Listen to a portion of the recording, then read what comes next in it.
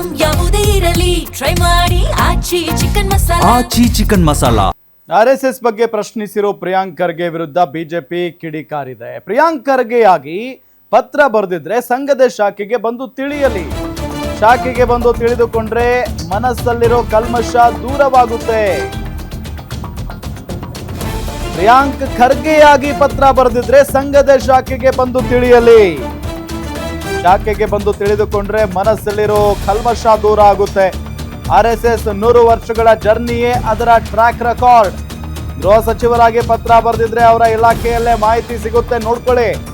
ಹಿಂದೆ ಗಾಂಧಿ ಹತ್ಯೆ ನೆಪದಲ್ಲಿ RSS ಬ್ಯಾನ್ ಮಾಡಿದ್ರು.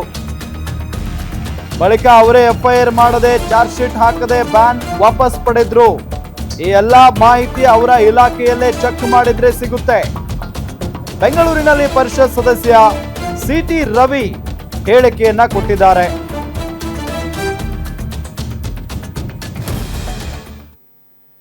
ಸಮಾಜಮುಖಿ ಪ್ರಿಯಾಂಕ್ ಖರ್ಗೆಯವರಾಗಿ ಪತ್ರ ಬರೆದಿದ್ರೆ ಅವರು ಸಂಘವನ್ನು ತಿಳ್ಕೊಳ್ಳೋದಕ್ಕೆ ಸರಳವಾಗಿರುವ ಸುಲಭ ಮಾರ್ಗ ಸಂಘದ ಶಾಖೆಗೆ ಬರೋದು. ಅದು ಅನುಭವ ವೇದ್ಯವಾಗಿರ್ತಕ್ಕಂಥ ಸಂಗತಿ ಆಗತ್ತೆ.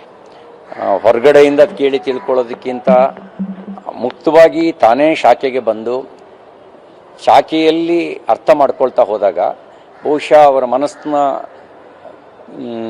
ಕ್ಲೇಬ್ಯ ಕಲ್ಮಶ ಇವೆಲ್ಲವೂ ದೂರ ಆಗಲಿಕ್ಕೆ ಸಾಧ್ಯ ಆಗುತ್ತೆ. ಸಂಘದ ದೃಷ್ಟಿಯಲ್ಲಿರುವಂಥ ಅವರ ಮನಸ್ಸಿನ ಮನೋಭಾವನೆ ಬದಲಾಗತ್ತೆ. ಇದು ಸರಳ ಮಾರ್ಗ. ಇನ್ನು ಟ್ರ್ಯಾಕ್ ರೆಕಾರ್ಡ್ ನೋಡಬೇಕು ಅಂದರೆ 100 ವರ್ಷದ ಜರ್ನಿಯೇ ಸಂಘದ ಟ್ರ್ಯಾಕ್ ರೆಕಾರ್ಡು. 100 ವರ್ಷ ಮೊಹಿತೇವಾಡದ ಒಂದು ಶಾಖೆಯಿಂದ ಪ್ರಾರಂಭ ಆಗಿದ್ದು ಇವತ್ತು ಸಾವಿರಾರು ಸಂಖ್ಯೆಯ ಶಾಖೆ ಮತ್ತು ಸಂಘ ಪ್ರೇರಿತ ವಿವಿಧ ಸಮಾಜಮುಖಿ ಸಂಘಟನೆಗಳು ಸಮಾಜದ ನಡುವೆ ಕೆಲಸ ಮಾಡ್ತಿರೋದೇ ಅದರ ಟ್ರ್ಯಾಕ್ ರೆಕಾರ್ಡು. ಹಾಗಾಗಿ ಅದನ್ನು ತಿಳ್ಕೊಳ್ಳಿಕ್ಕೆ ಬರುತ್ತೆ. ಇನ್ನು ಗೃಹ ಸಚಿವರಾಗಿ ಅವರು ಪತ್ರ ಬರೆದಿದ್ದರೆ ಗೃಹ ಸಚಿವರಿಗೆ ಅವರ ಹತ್ರ ಇಲಾಖೆ ಇದೆ. ಅವರ ಇಲಾಖೆಯಲ್ಲೇ ಯಾವಾಗ ಸಂಘವನ್ನು 48ರಲ್ಲಿ ಗಾಂಧಿ ಹತ್ಯೆಯ ನೆಪದಲ್ಲಿ ಬ್ಯಾನ್ ಮಾಡಿದರು, ಬ್ಯಾನ್ ಮಾಡಿದವರು FIRನೂ ಹಾಕಲಿಲ್ಲ, ಚಾರ್ಜ್ ಶೀಟ್ನೂ ಹಾಕಲಿಲ್ಲ. ಸಂಘದ ಮೇಲೆ FIRನೂ ಹಾಕಲಿಲ್ಲ, ಚಾರ್ಜ್ ಶೀಟ್ನೂ ಹಾಕಲಿಲ್ಲ. ಬ್ಯಾನ್ನ ಲಿಫ್ಟ್ ಮಾಡಿದ್ರು ಅವರೇ. ಪ್ರಿಯಾಂಕ್ ಖರ್ಗೆಯವರಾಗಿ ಪತ್ರ ಬರೆದಿದ್ದರೆ ಅವರು ಸಂಘವನ್ನು ತಿಳ್ಕೊಳ್ಳೋದಕ್ಕೆ ಸರಳವಾಗಿರುವ ಸುಲಭ ಮಾರ್ಗ ಸಂಘದ ಶಾಖೆಗೆ ಬರೋದು. ಅದು ಅನುಭವ ವೇದ್ಯವಾಗಿರ್ತಕ್ಕಂಥ ಸಂಗತಿ ಆಗತ್ತೆ. ಹೊರಗಡೆಯಿಂದ ಕೇಳಿ ತಿಳ್ಕೊಳ್ಳೋದಕ್ಕಿಂತ ಮುಕ್ತವಾಗಿ ತಾನೇ ಶಾಖೆಗೆ ಬಂದು ಶಾಖೆಯಲ್ಲಿ ಅರ್ಥ ಮಾಡ್ಕೊಳ್ತಾ ಹೋದಾಗ ಬಹುಶಃ ಅವರ ಮನಸ್ಸಿನ ಕ್ಲೇಬ್ಯ ಕಲ್ಮಶ ಇವೆಲ್ಲವೂ ದೂರ ಆಗಲಿಕ್ಕೆ ಸಾಧ್ಯ ಆಗುತ್ತೆ. ಸಂಘ RSS ಅನ್ನ ಮುಂದಿಟ್ಕೊಂಡು ಅದರ ವಿರುದ್ಧ ಸರ್ಕಾರ ಅಥವಾ ಗೃಹ ಸಚಿವರು ಅಥವಾ ಸಚಿವ ಯಾವ ಲೆವೆಲ್ಗೆ ಮಾತನಾಡ್ತಾ ಇದ್ದಾರೆ ಯತೀಂದ್ರ ಅವರು ಎಲ್ಲ ಗಮನಿಸ್ತಾನೆ ಇದ್ದೀವಿ. ಬಟ್ ಒಂದು ನೋಂದಣಿ ಮಾಡ್ಕೊಳ್ಳಿ ಅನ್ನೋ ನಿಟ್ಟಿನಲ್ಲಿ ಕೇಳ್ತಾ ಇರೋದ್ರಲ್ಲಿ ಏನು ತಪ್ಪಿಲ್ಲ. ಬಟ್ ನಾವು ಯಾಕೆ ಮಾಡ್ಕೋಬೇಕು? ಅವರೇ ಬಂದು ಮಾಹಿತಿ ಕೇಳಿದಾರಲ್ವಾ ಶಾಖೆಯ ಬಗ್ಗೆ ಅಥವಾ ಈ ಸಂಘದ ಬಗ್ಗೆ, RSSನ ಬಗ್ಗೆ. ಬರಲಿ, ಪ್ರಿಯಾಂಕ್ ಖರ್ಗೆ ಅವರಾಗಿನೇ ಬರಲಿ. ಗೃಹ ಸಚಿವರಾಗೇನಾದರೂ ಪತ್ರ ಬರೆದಿದ್ರೆ ಕೇಳಿದರೆ ಅವ್ರಿಗೆ ಗೃಹ ಖಾತೆಯಲ್ಲೇ ಅದರ ಬಗ್ಗೆ ಮಾಹಿತಿ ಸಿಗುತ್ತೆ. RSSನ ಬಗ್ಗೆ ಅಲ್ಲೇ ತಿಳ್ಕೊಳ್ಳಿ. ಪ್ರಿಯಾಂಕ್ ಖರ್ಗೆ ಅವರಾಗೇನಾದರೂ ಬರ್ತಾರೆ ಅಂತ ಅಂದರೆ ಶಾಖೆಗೆ ಬರಲಿ, RSSನ ಇತಿಹಾಸದ ಬಗ್ಗೆ ತಿಳ್ಕೊಳ್ಳಿ ಅನ್ನೋ ನಿಟ್ಟಿನಲ್ಲಿ CT ರವಿ ಅವರು ಈ ಸಂದರ್ಭದಲ್ಲಿ ಹೇಳಿಕೆಯನ್ನು ಕೊಟ್ಟಿದ್ದಾರೆ. ಬಟ್ ಈ ಜಟಾಪಟಿ ಅಂತೂ ಮುಗಿಯೋ ಲಕ್ಷಣಗಳು ಇಲ್ಲ. ಎಲ್ಲಿವರೆಗೂ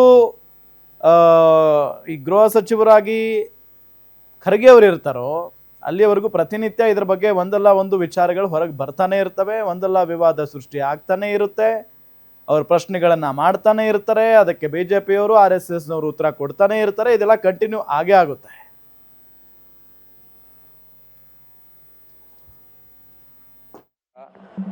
ಮುಕ್ತವಾಗಿ ತಾನೇ ಶಾಖೆಗೆ ಬಂದು ಶಾಖೆಯಲ್ಲಿ ಅರ್ಥ ಮಾಡ್ಕೊಳ್ತಾ ಹೋದಾಗ ಬಹುಶಃ ಅವರ ಮನಸ್ಸಿನ ಕ್ಲೇಬ್ಯ ಕಲ್ಮಶ ಇವೆಲ್ಲವೂ ದೂರ ಆಗಲಿಕ್ಕೆ ಸಾಧ್ಯ ಆಗುತ್ತೆ. ಸಂಘದ ದೃಷ್ಟಿಯಲ್ಲಿರುವಂಥ ಅವರ ಮನಸ್ಸಿನ ಮನೋಭಾವನೆ ಬದಲಾಗತ್ತೆ. ಇದು ಸರಳ ಮಾರ್ಗ. ಇನ್ನು ಟ್ರ್ಯಾಕ್ ರೆಕಾರ್ಡ್ ನೋಡಬೇಕು ಅಂದರೆ 100 ವರ್ಷದ ಜರ್ನಿಯೇ ಸಂಘದ ಟ್ರ್ಯಾಕ್ ರೆಕಾರ್ಡು. 100 ವರ್ಷ ಮೊಹಿತೇವಾಡದ ಒಂದು ಶಾಖೆಯಿಂದ ಪ್ರಾರಂಭ ಆಗಿದ್ದು ಇವತ್ತು ಸಾವಿರಾರು ಸಂಖ್ಯೆಯ ಶಾಖೆ ಮತ್ತು ಸಂಘ ಪ್ರೇರಿತ ವಿವಿಧ ಸಮಾಜಮುಖಿ ಸಂಘಟನೆಗಳು ಸಮಾಜದ ನಡುವೆ ಕೆಲಸ ಮಾಡ್ತಿರೋದೇ ಅದರ ಟ್ರ್ಯಾಕ್ ರೆಕಾರ್ಡು. ಹಾಗಾಗಿ ಅದನ್ನು ತಿಳ್ಕೊಳ್ಳಿಕ್ಕೆ ಬರುತ್ತೆ. ಇನ್ನು ಗೃಹ ಸಚಿವರಾಗಿ ಅವರು ಪತ್ರ ಬರೆದಿದ್ರೆ ಇದೇ ವಿಚಾರಕ್ಕೆ ಸಂಬಂಧಪಟ್ಟಂತೆ ಡೀಟೇಲ್ಸ್ ಕೊಡ್ತಾರೆ ನಮ್ಮ political bureau head Maruti Pavagada ಸಂಪರ್ಕದಲ್ಲಿದ್ದಾರೆ. ಮಾರುತಿ ಪಾವಗಡ, ನಿರೀಕ್ಷೆಯಂತೆ ಗೃಹ ಸಚಿವರಾದ ನಂತರ RSS ವಿರುದ್ಧ ಯುದ್ಧ ಸಾರದಂಗೆ ಕಾಣಿಸ್ತಾ ಇದೆ ಖರ್ಗೆ ಸಾಹೇಬರು. ಅದಕ್ಕೆ ಉತ್ತರವನ್ನ ಕೂಡ ಬಿಜೆಪಿಯವರು ಕೊಡ್ತಾನೆ ಬರ್ತಾ ಇದ್ದಾರೆ. ಏನ್ ನಡೀತಾ ಇದೆ ಈ ವಿಚಾರ, ಡೀಟೇಲ್ಸ್ ಕೊಡ್ತಾ ಹೋಗೋದಾದ್ರೆ? ಇಲ್ಲ, ಪ್ರಿಯಾಂಕ್ ಖರ್ಗೆ ಅವರು ಇವತ್ತು ನಿನ್ನೆಯಿಂದಲ್ಲ ಮೊದಲಿಂದಲೂ ಕೂಡ ನೇರ RSS ವಿರುದ್ಧ ಮಾತಾಡ್ತಾ ಇದ್ದಾರೆ. ಅದರಲ್ಲೂ ಗೃಹ ಸಚಿವರಾದ ಬಳಿಕ RSS ಬಿಜೆಪಿಯ ಬಗ್ಗೆ ಇನ್ನೂ ಹೆಚ್ಚು ಮಾತನಾಡುವುದನ್ನ ನೋಡ್ತಾ ಇದ್ವಿ. ನಿನ್ನೆ ಬಹಿರಂಗವಾಗಿ ಮೋಹನ್ ಭಾಗವತ್ ಅವ್ರಿಗೆ ಪ್ರಶ್ನೆ ಮಾಡಿ ಸುಮಾರು 7 ಪ್ರಶ್ನೆಗಳನ್ನ ಕೇಳಿದ್ರು. ಪತ್ರವನ್ನ ಬರೆಯೋದ್ರ ಮುಖ್ಯನ, ಇದ್ರ ಬಗ್ಗೆ ಬೇಕಿದ್ರೆ ನಿಮ್ಮ ಸಂಘ ಪರಿವಾರದವ್ರನ್ನ ಕಳಿಸಿದ್ರು ಕೂಡ ನಾವು ಸಂವಾದಕ್ಕೂ ಕೂಡ ರೆಡಿ ಇದೀವಿ ಅನ್ನುವಂತ ಒಂದು ರೀತಿಯಲ್ಲಿ 3 ಪುಟಗಳ ಪತ್ರವನ್ನ ಬರೆದಿದ್ರು. ಈ ಪತ್ರ ಈಗ ಇಡೀ ದೇಶಾದ್ಯಂತ ಹಲ್ಚಲ್ ಎಬ್ಬಿಸಿರುವಂತದ್ದು, ಇಡೀ ದೇಶಾದ್ಯಂತ ಚರ್ಚೆ ಆಗ್ತಾ ಇದೆ. ಪ್ರಿಯಾಂಕ ಖರ್ಗೆ ಅವರು ಗೃಹ ಸಚಿವರಾಗಿದ್ದುಕೊಂಡು ಈ ರೀತಿ ಮಾತನಾಡೋದು ಸರಿನಾ ಅಂತ, RSS ಬಗ್ಗೆ ಅಂಕಿಅಂಶಗಳನ್ನ ಕೇಳೋದು ಸರಿನಾ, RSS ನೋಂದಣಿ ಬಗ್ಗೆ ಪ್ರಶ್ನೆ ಮಾಡೋದು ಸರಿನಾ ಅಂತ ಒಂದ್ ಕಡೆ DK ಶಿವಕುಮಾರ್ ಅವರ ಸರ್ಕಾರದಲ್ಲಿರುವಂತಹ ಕೆಲ ಸಚಿವರು ಕೂಡ ಪ್ರಿಯಾಂಕ್ ಖರ್ಗೆ ಅವರ ಮಾತಿಗೆ ಸಹಮತವನ್ನು ವ್ಯಕ್ತಪಡಿಸ್ತಾ ಇಲ್ಲ. RSS ಬಗ್ಗೆ ಹೆಚ್ಚು ಮಾತನಾಡದೆ ಇರೋದೇ ಒಳಿತು ಅನ್ನುವಂಥದ್ದನ್ನ ಸ್ವತಃ ಸತೀಶ್ ಜಾರಕಿಹೊಳಿ ಹೇಳಿದ್ದಾರೆ. ಮತ್ತೊಂದ್ ಕಡೆ ಪ್ರಿಯಾಂಕ ಖರ್ಗೆ ಅವರು ಇವತ್ತು ಮತ್ತೆ ದೆಹಲಿಯಲ್ಲಿ ನನ್ನ ಮಾತಿಗೆ, ನನ್ನ ಪತ್ರಕ್ಕೆ ನಾನು ಈಗಲೂ ಕೂಡ ಬದ್ಧನಾಗಿದ್ದೀನಿ ಅನ್ನುವಂಥದ್ದನ್ನ ಹೇಳ್ತಾ ಇರುವಂತದ್ದು.